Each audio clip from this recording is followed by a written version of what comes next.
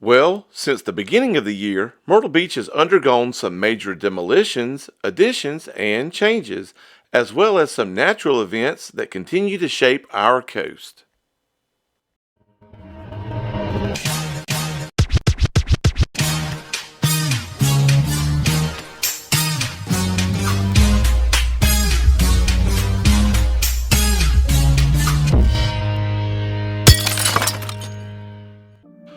What's happening, everybody? It's Beachin with the Boones, and we're going to take a look at some of the major events and changes that happened in Myrtle Beach this past year. First of all, right at the beginning of the year, we had a winter storm that was expected to bring ice and snow. Everyone got prepared, but all we got was tons of cold rain, strong winds, and crashing waves. But what do you know? A week or so later, it snowed in Myrtle Beach. Of course, it didn't hang around long and melted quite fast, as you can see from the water on the road.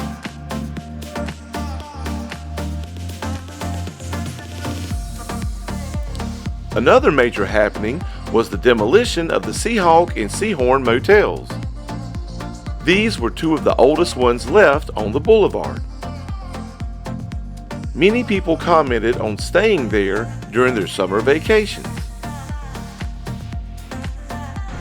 But they were removed in the name of revitalization. If approved after demolishing, they will rebuild one single unit on the combined properties.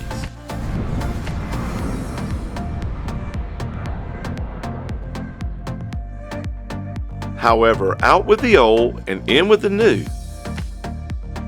as construction was underway for the large new Holiday Inn Club Vacations oceanfront that will be completed mid-year 2024.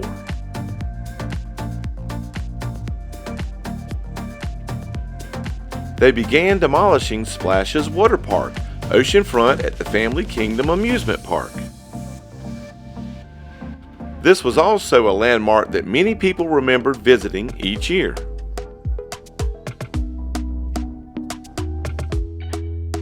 But have no fear. By the end of the summer, they completed the addition to the new $3 million water park at the Landmark Resort right on Ocean Boulevard.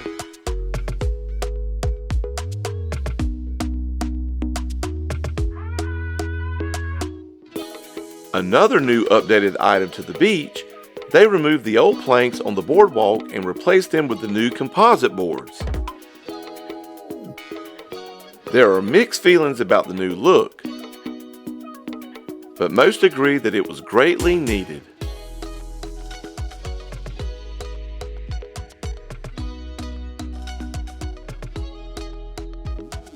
The Renaissance Tower, one of the largest buildings on the ocean at 22 floors and the largest on the south end at Myrtle Beach Resort, had some major issues of its own.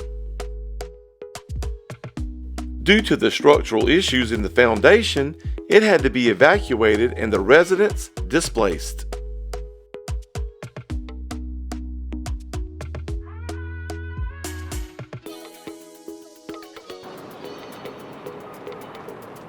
But one of the most memorable things that happened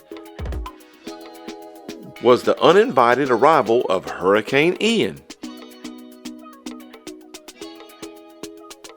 It may have been a low category, but it came through and put a hurting on Myrtle Beach and the surrounding beaches big time.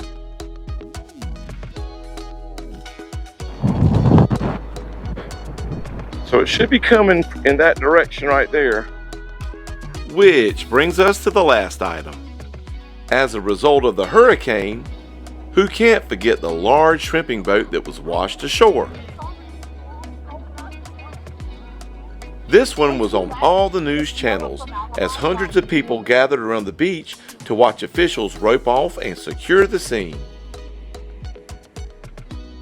And it was eventually returned to the sea from whence it came.